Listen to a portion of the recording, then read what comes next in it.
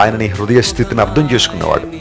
ఈరోజు నా పరిస్థితి ఎవ్వరు అర్థం చేసుకోవట్లేదని వెస్లీ గారు, అందరూ నన్ను తృణీకరిస్తున్నారు, అందరూ నన్ను రిజెక్ట్ చేస్తున్నారు, నా మనసులో ఉన్న ఆ ఫీలింగ్స్ని లేదా ఆ ఎమోషన్స్ని ఏ ఒక్కరు అర్థం చేసుకోలేకపోతున్నారనే బాధ నీలో ఉందా?